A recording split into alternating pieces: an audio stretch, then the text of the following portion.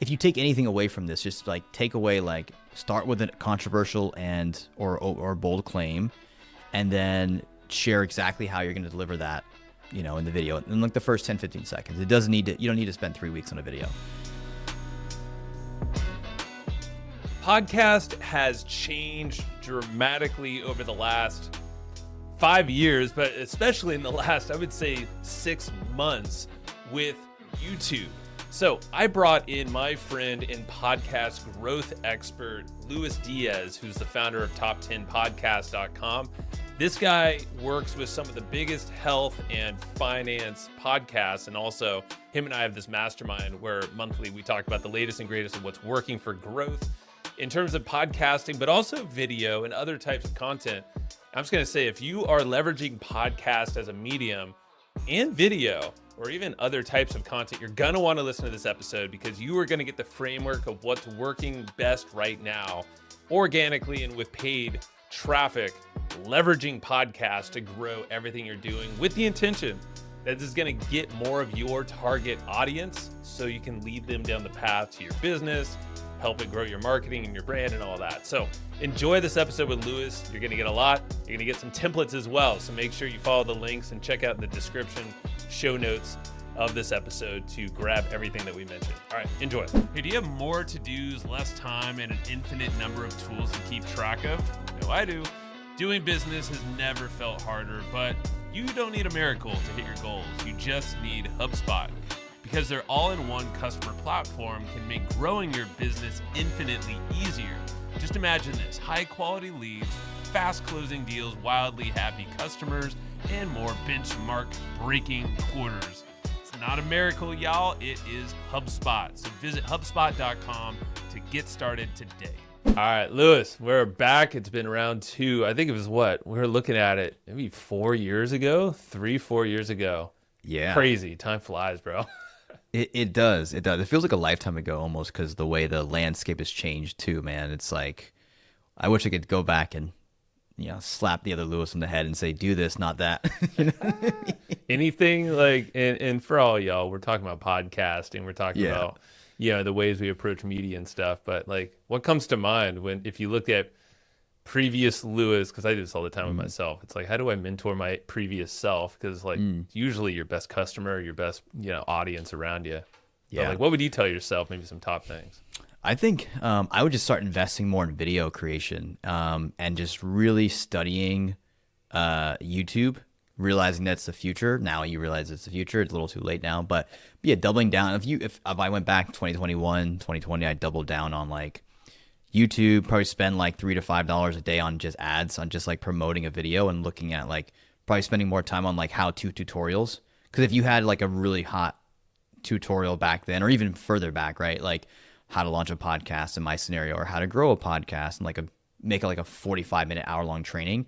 I think if I could go back and like, if I did 3 videos that year, let's just say 2021, and they were just like, I spent $1,000 on the production on each of them, that would cost me a total of $3,000, and they were good videos. Those videos probably would have did great. You know what I mean? And it would have been like a really worthwhile investment. So it's like, I try to think of it now, like, you know, if I did 6 videos for the rest of 2024 and one of them popped off, just one, and I spent maybe $6,000 or $5,000 on total editing these videos and producing them, you just need one. Like I look at Sean Cannell and like Think Media, they have videos that make money for them like from years ago, but they're still driving traffic. And all the clients, this is a funny tip too, like, or just a tidbit I learned. The clients that we've worked with, it's like, now I look at their channels, we do like audits every other week, or every 2 weeks or every week. And the videos that they've produced, they were just like really good SEO driven videos. They're getting most of their traffic from search or suggested videos. And they're all from like 4 or 5 years ago. So it's like, really? Wow. Yeah. It's like, it's hard. They have a couple of ones that popped off nowadays too. If we get things right. We got one client right now. It's like, she's doing great because we kind of cracked the code on what her audience really likes and what the algorithm's responding to. But man, like, I just think less is more nowadays, and like spending money on good content versus volume. I think you're right, man. And that's where, you know, like I was hinting at, not hinting, I was telling you, and we might have already restarted at this point when this episode goes live, but we took a proactive pause on our second episode that we released this week. We do 2 a week, so we have like this Friday episode. And we're like, what if we paused and made that the YouTube focused content? Yeah. Like the interview podcasts or episodes I do are more audio focused because we're driven primarily by an audio platform before YouTube, made kind of, I mean, let's be honest, it was around the whole time. We just weren't thinking of YouTube. We were just like, oh, it sounds like a lot of money. It seems like a lot of work. Yeah. People already crushing it over there. It was like, oh, you're a creator, you're a YouTuber, you're not a podcaster, but it's like the lines are blurred. Mm-hmm. So like I would tell myself that too. And, Matt and I back in the day when we last interviewed you, it was 2 of us, we were trying to crack that code. And it's tough with an interview, type It show. is. Yeah. So that's why, like, we're proactively going like, okay, and this is with Sean Cannell's advice as well.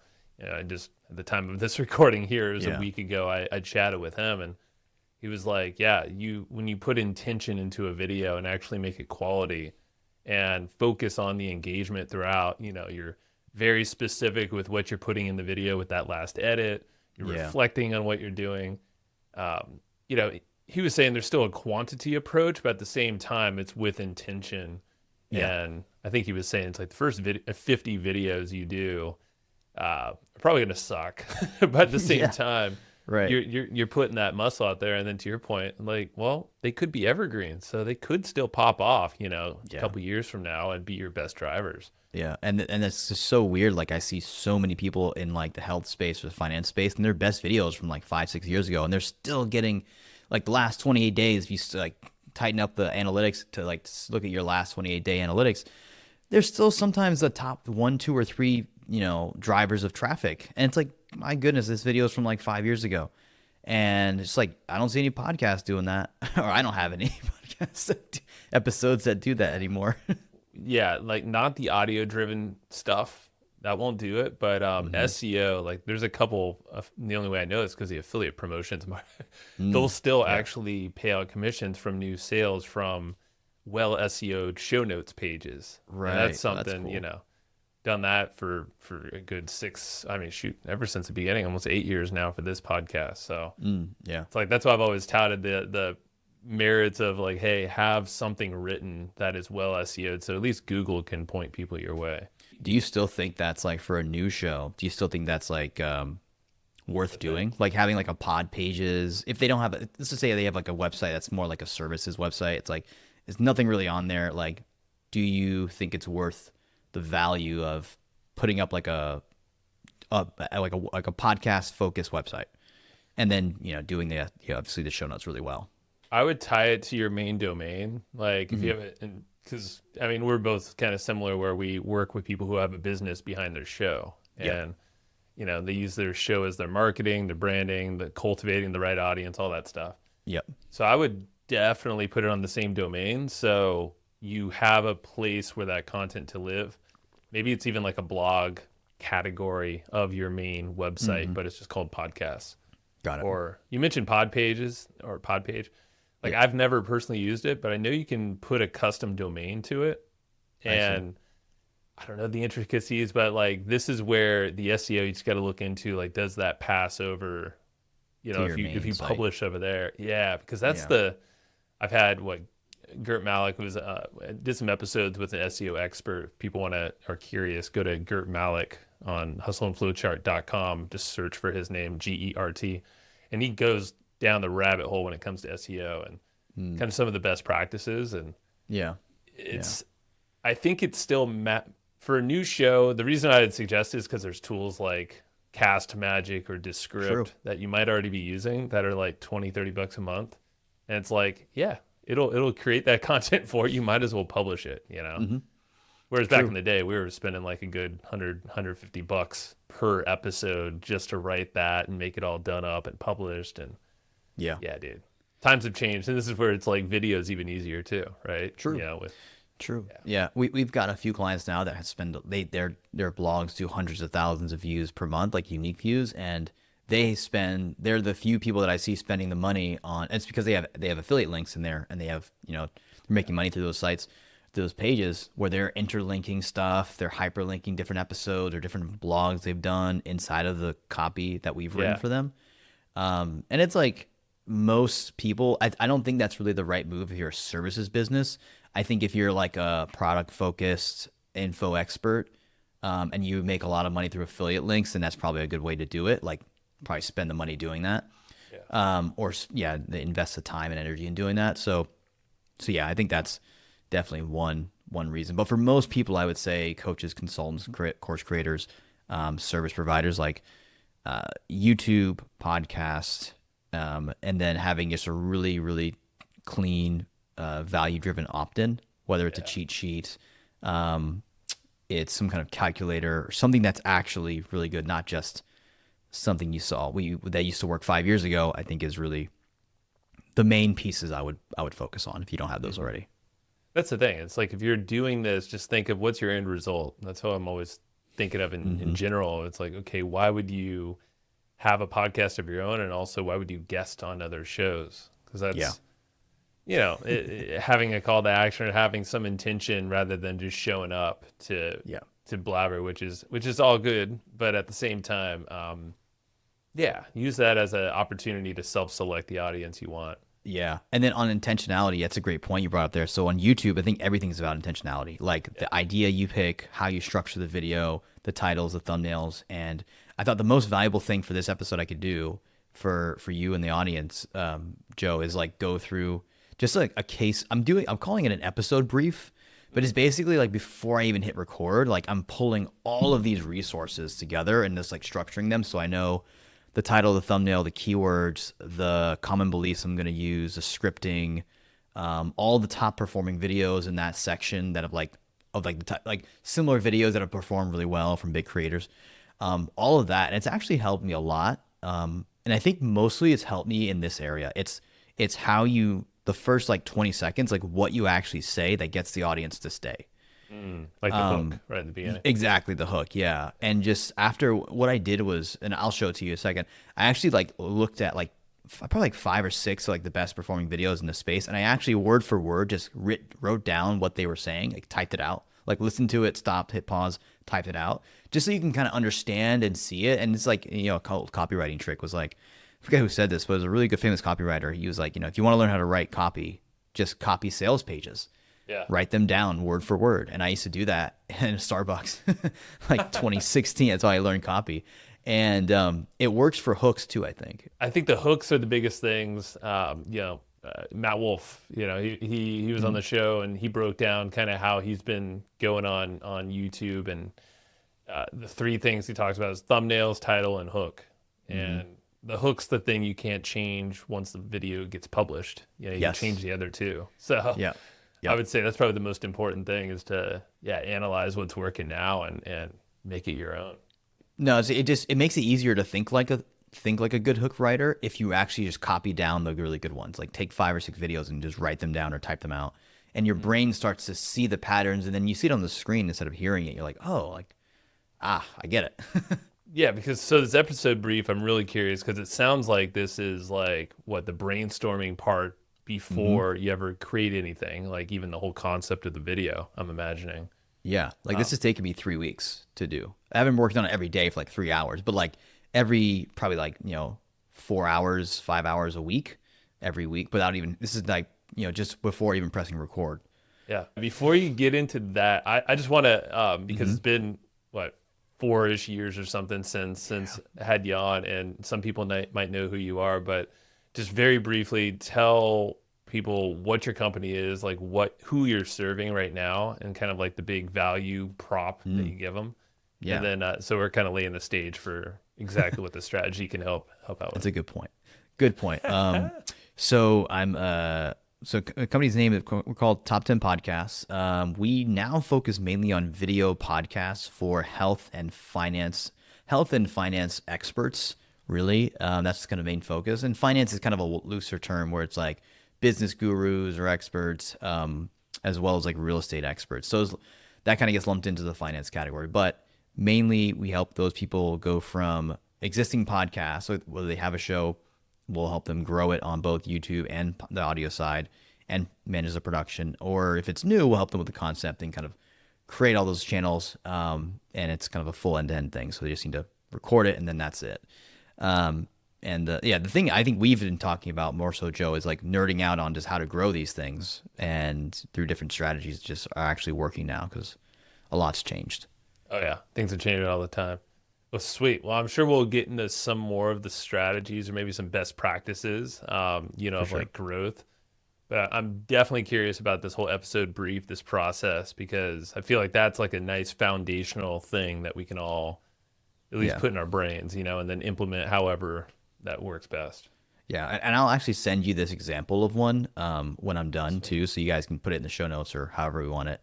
And you can share your screen if that's easier Yeah, for you as dude. well. Get some visuals going.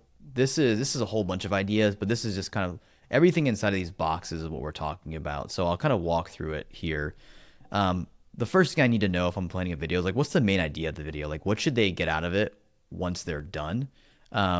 And I kind of, because I wasn't really sure where I wanted to take this video, I gave myself like 3 options of how I wanted to produce this.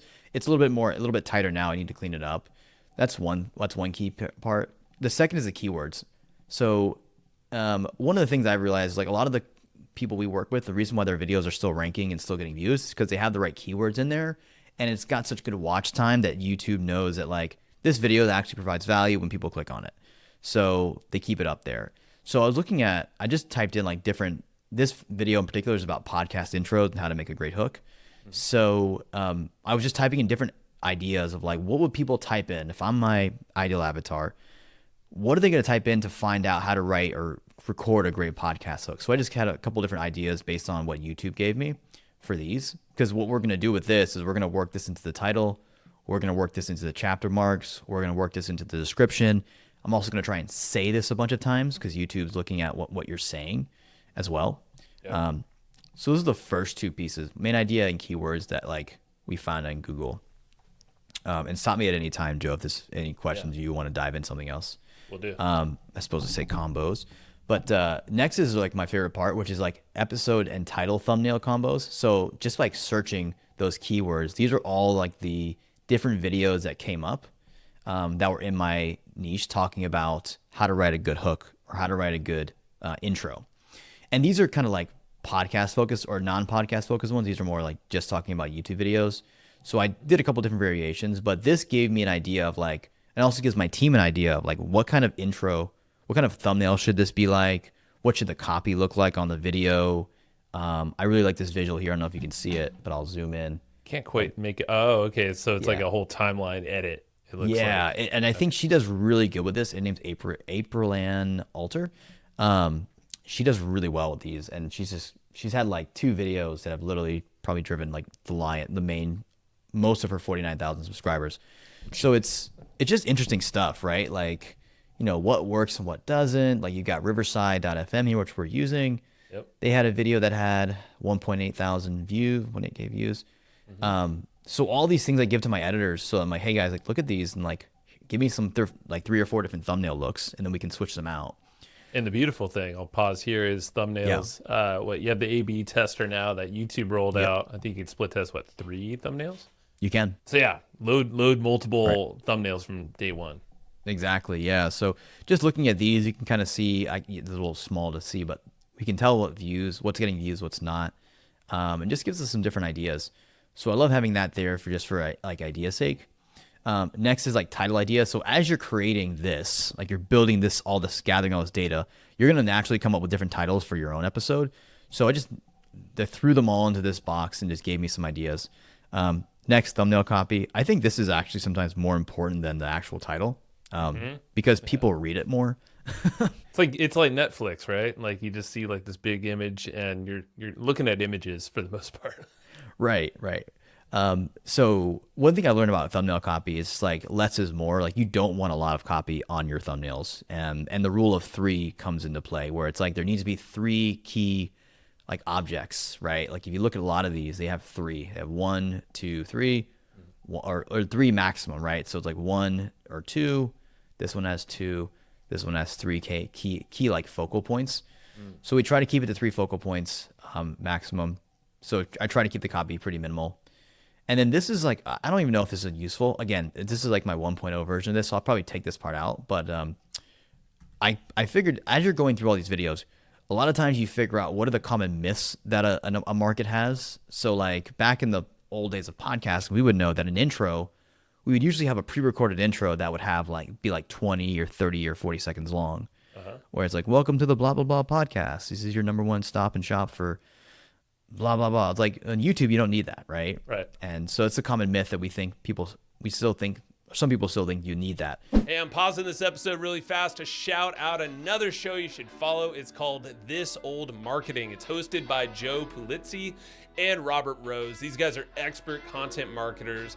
This show is also on the HubSpot Podcast Network, the audio destination for business professionals. Now, Joe and Robert on this show, they break down all of the latest content marketing trends and things you got to know as a business owner to attract and retain customers. They break down old marketing strategies called This Old Marketing Examples from the past and apply it to the now. So super useful. It is entertaining. They love to rant. Joe and Robert do. So I always love a good rant. And just go check it out yourself. Go check out their latest episode. Listen to This Old Marketing wherever you get your podcasts. Hey, are you tired of the hassle of building sales funnels? I totally get it. I've been there. You started your business not to be chained to your laptop all day. You built it for freedom. And thankfully, there is an all-in-one platform that makes it easier for you so you can focus on attracting customers online. The platform is called Kartra, and it gives you all the tools you need to grow your business. The best part is Kartra comes stocked with all the done-for-you campaigns, so you don't have to worry about thinking about building from scratch. Everything is designed, connected, and written for you already. It also leverages AI to help you with some of this writing. All you gotta do is just customize this to your liking, and then boom, you got a fully built sales funnel for you. This is marketing made easy, so go try it out for free. 30-day free trial over at hustleandflowchart.com/Kartra will get you there. So again, that's hustleandflowchart.com/KARTRA. And then this is kind of like my opening hook after like looking at all these videos and figuring out all this other stuff. But going back to kind of like the part I mentioned before around other hooks. So this is all just copy from like listening to the channels to these videos on YouTube and then just writing down what they're saying. From like, So I just you're look at, literally like, listening there and just like pause. verbatim, or at least best you can. It's a pain in the ass. Yeah, it's so But that's how you frustrating. learn, like you said. Yeah. Yeah, exactly. So I liked it because at the end, like there are some videos here that crushed it. And I could see some patterns of like their language. I could see the patterns of like what is like pretty much all the videos that crushed it. The number one thing they had in common was they always started with a bold or controversial claim. All of them. Whether it was like, I'm going to show you how to make 1 million views, whether that's ethical or not. We're not going to get into that. But like they all, it was either controversial, like very in your face of like, I don't know if I agree with that, or it flies in the face of normal common knowledge, or a very bold claim about what they're going to show you. I only learned that or saw that after like looking at all these videos and actually writing them down and saying like, oh, like there's a very common thread between these. And you can see tons of typos because I was trying to type fast. I love how messy it is because it's real. And if you're not looking at visuals here, definitely go to YouTube and Luis, like you said, you'll share this doc or a template. Yeah, I'll share the template doc and I'll kind of leave my stuff in here. And then once I was done, I was like, all right, let me come up with my hook. And then, I'm linking videos here just for research. And also like my editor is probably going to pull from all these clips, right? So yeah, like this has been super helpful.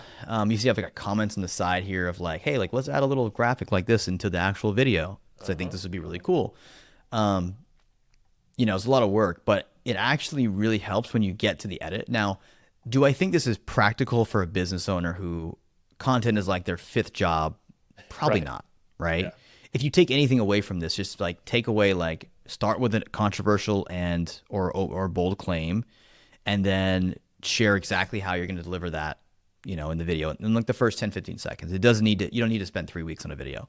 Kind of like what Sean was saying, because we talked about that. I mean, like, hey, like not everyone has time, like a full-time job to dedicate and create this content.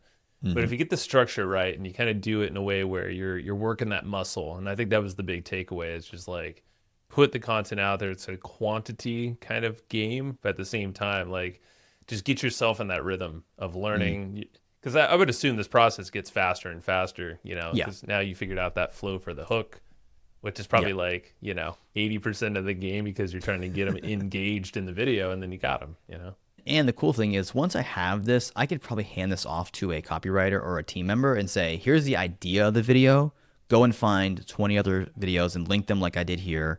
Like, you can actually outsource some of this pre-work. It doesn't mean you can outsource the idea creation. Like, I still think you have to come up with the idea of the video, right? Like, I didn't outsource the video idea. I came up with it, and then I did all this work. But you could outsource the kind of the research part of this, which is nice.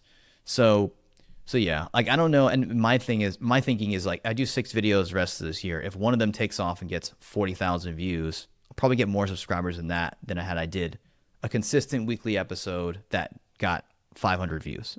Oh yeah, 100%.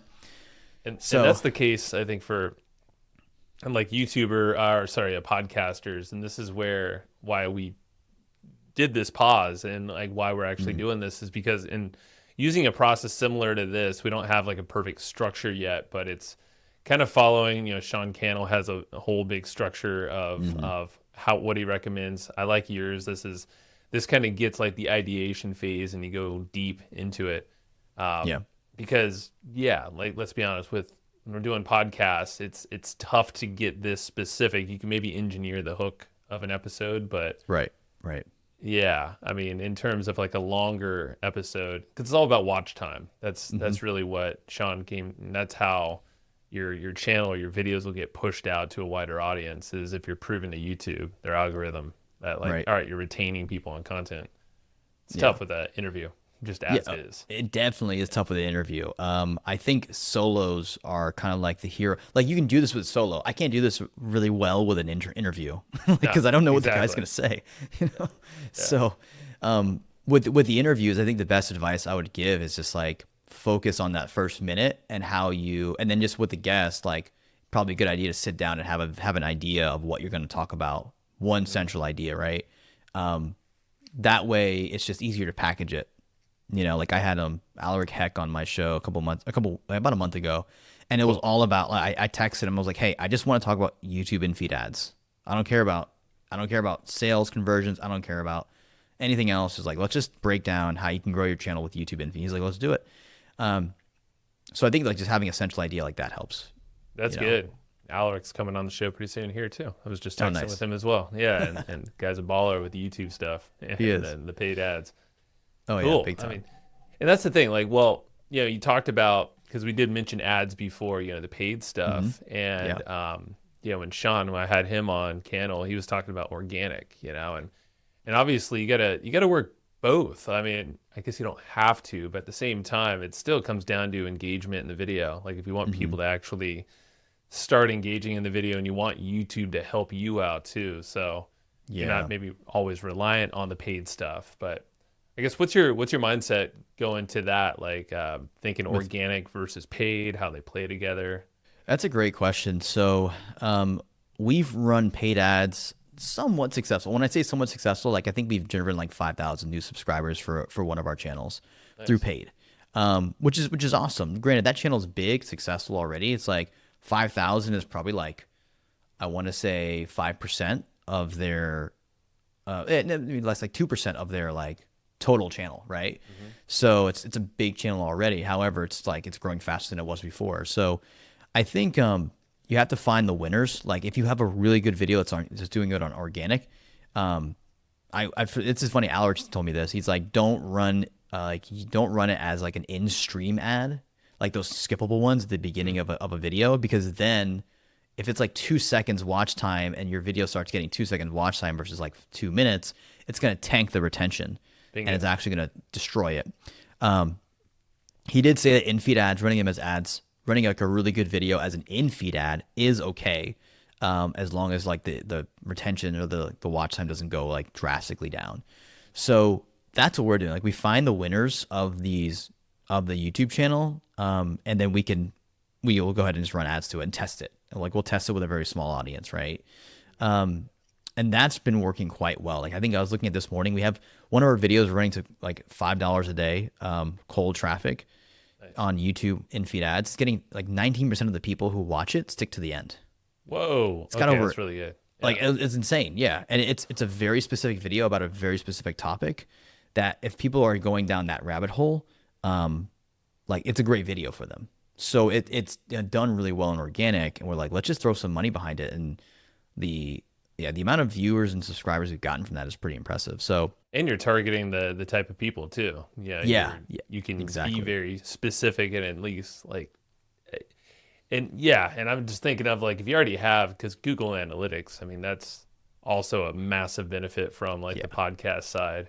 Anyone who has a podcast knows like analytics there have lacked forever, but YouTube is like a whole different beast. the last thing I'll say is, so the thing that's working for us on the targeting, so you can target by keywords or you can target by like similar videos.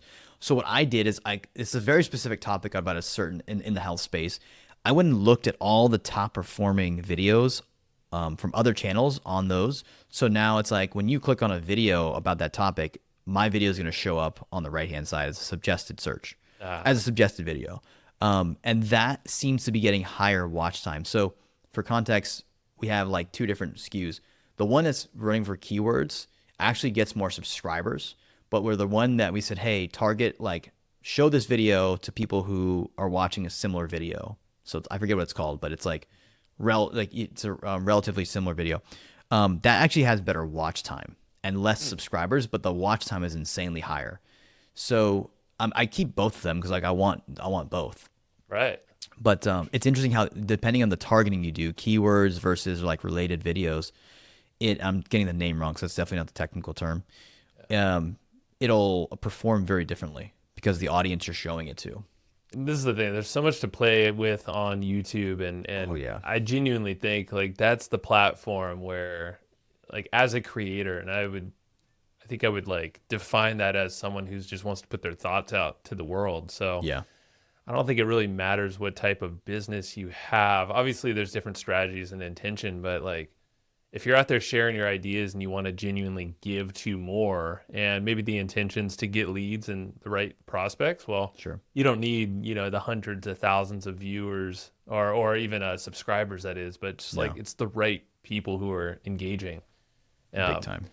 And YouTube's going to help you find those people, as long as you're treating YouTube and their algorithms correctly, which, watch time, I think sounds like it's the biggest mechanism or the biggest KPI that they're looking at. Time on site, on platform. Yeah, So, it's definitely hard. It's definitely hard to get people to stick. I mean, it's I think it comes down to obviously the audience, like who that's being shown to, because you can have the best video, but if it's shown to the wrong audience, it's not going to do well.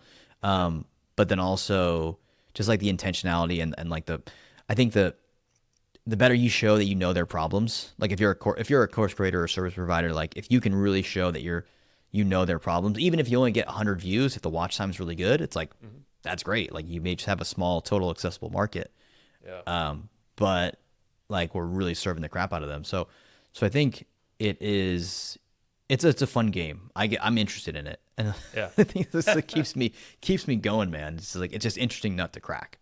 Yeah, and that's the thing. It's like, and I don't think it's too late for anybody, and even podcasters who've been, you can see some of these video podcasts have been starting to blow up, like Diary of a CEO. It's like, and I think some people are a little delusioned because they're like, wow, look at that beautiful setup, the studio and all this stuff. And, it's in person, but I don't think that's the thing. It's more like what we're talking about here, the hooks, and being very intentional. Even in an interview podcast, it could always be set up with you prior to, maybe even the guest. If you didn't record perfectly, with some setup hook, you can come back and do that. But speaking to that individual and then like really opening some loops, solving the things, like I said, being bold, being controversial, like that applies here. Whereas a lot of podcasters aren't really thinking that way. No. And they're the perfect one. If you look at their strategy, like Diary CEO, Modern Wisdom, their strategy is like, we want to go broad mass market. Yeah. So like I think Patty Galloway. Yeah. He's a genius at this, but he worked with Noah Kagan. And if you look at Noah Kagan's channel, it's blown up. And the reason why is because like you have like this market of like, here's like entrepreneurs, but then like this market of like people who are interested in business stuff, but they're not necessarily entrepreneurs is way bigger. And the way they changed their videos, they went from like talking to like very niche stuff, like how to hire or how to like onboard somebody, to like, I asked a billionaire how he made his money or how he made his first million. Still business related, but a lot more people are interested in that one versus like how to onboard another employee. And it's bingeable too. Like Yeah. you're going to want to watch like 5 of them, not like 5 tutorials necessarily in a row, but maybe 5 like, oh yeah, this is cool. And it's Yeah. shareable, it's clippable, it's like all of these things. Yeah, yeah, exactly. So there, yeah, that mass market approach is really interesting because I think it's different from like, yeah, you need both. I think you need you need like very specific niche content to prove that you're an expert and why people want to work with you. But also, if you want to get more views and more traffic, you need to go broader in mass market and broaden up the content topics a little bit more. Yeah. Yeah, it's widening the net. And let's be honest, it's like once you have them in that ecosystem, then I mean the idea is to send them to the next path. If that's lead capture, community, where now you have them engaging on a different level. Yeah. It's cool, man. Well, that's a big one because I know the focus on YouTube when we've been chatting in our little kind of mastermind we do every month, a little virtual thing. YouTube's always the thing. Before we wrap, like, are there any other big, like trends or things you're noticing from the people that you're auditing? Because you say you do these audits of everyone's accounts, but like any other things that stand out, maybe even on the audio side? I wouldn't sleep on audio because I still think audio is super important. It's, I was talking to a client yesterday and they're like, yeah, we make most of our 80% of our leads like on the application. This is like a high ticket business owner. He was like 80% of like our closes come from people who have said yes to I listen to the podcast and that's why I'm here. So audio, and this is like a high ticket business as well. They've had their podcast for like 7 or 8 years. But again, don't sleep on it. I think the biggest thing that I've seen grow podcasts this year is podcast pod swaps. So using Chartable, their smart promos feature, where you can track, like you can put an ad. I can put an ad in your podcast show for my show, and I'll do the same for you. We can trade traffic on like saying like you put it in for 4 episodes or 1,000, however many impressions. That's really worked well.